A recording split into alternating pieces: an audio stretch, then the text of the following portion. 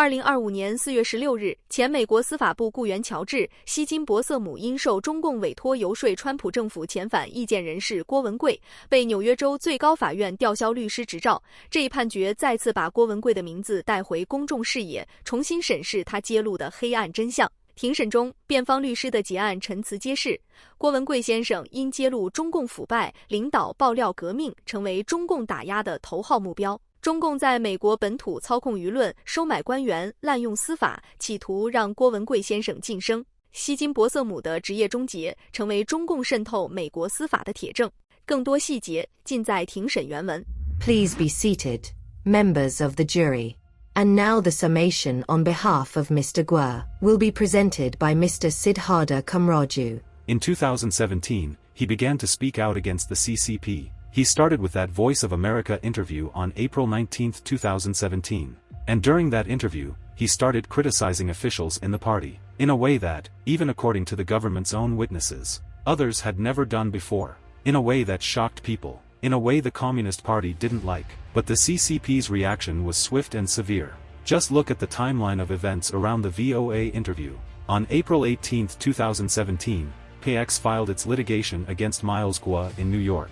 The following day China announced. It filed an Interpol red notice seeking his arrest. That's the same day that the VOA interview was cut off abruptly, right as Mr. Guo was criticizing the CCP. And as you heard, this was just the beginning of the CCP's effort to silence him.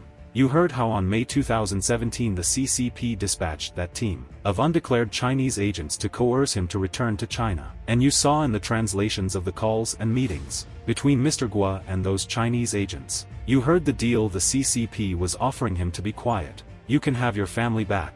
You can have your money back. You can have your life back. But you know what happened next. Mr. Guo turned that down. He kept going, kept criticizing the CCP, kept speaking out publicly. And the CCP kept going too. That same year it stood up that group of Chinese agents, specially dedicated to harassing and trying to discredit this man. The power of a nation to discredit one man. It starts paying people to protest him here in America. It bribed American citizens to lobby the Trump administration to send him back. You even heard from George Higginbotham, a former DOJ employee, about how he met with the Chinese ambassador to discuss how to convince the Trump administration to send him back. The CCP made him the #1 priority of its repatriation efforts. It tried to kidnap him.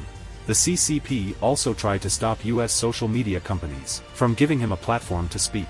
Because as you heard, as much as anything, what Mr. Guo was doing that infuriated the CCP was speaking publicly. He was broadcasting, and his broadcasting was becoming more and more popular. He was picking up followers from here in the United States all the way to Australia. To use Bo Collins and Limari Reyes' words, it was a following of like-minded individuals, all committed to one overarching goal: to free the people of China of the repressive Communist Party. And so, yes, a movement was born, the whistleblower movement. A movement to tell the truth about the CCP, to wake up the people of China.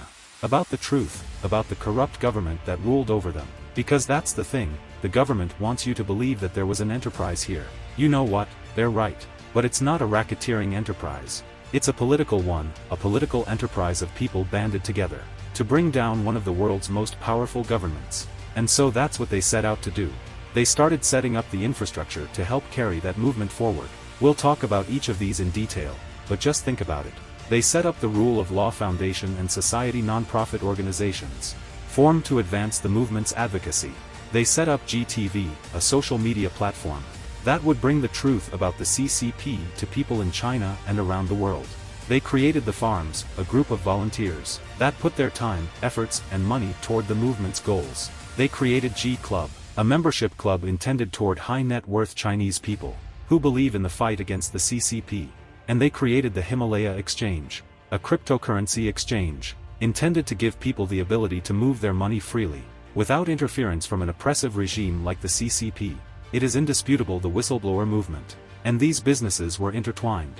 Even if there wasn't a complete overlap, even if you can't say it's one-to-one between the NFSC and G Club, the government cannot seriously dispute that the target audience for the Rule of Law Foundation or GTV, or the Farms or G Clubs or the Exchange, are the members of this movement. That's their entire theory really, that Mr. Guo used these businesses to steal from the members of the movement. And even their own witnesses told you that. Remember Lojo? He told you that he bought G Fashion because he understood that it would support the movement. Or Patrick Chen, who told you that he didn't really believe Mr. Guo's promises of high return, but he wanted to support GTV's mission to help people in China. Or Limari Reyes, who told you that part of why members bought G Club membership because of the social bond that members felt, knowing that they're all part of a club with the same mission. You cannot take the movement out of this.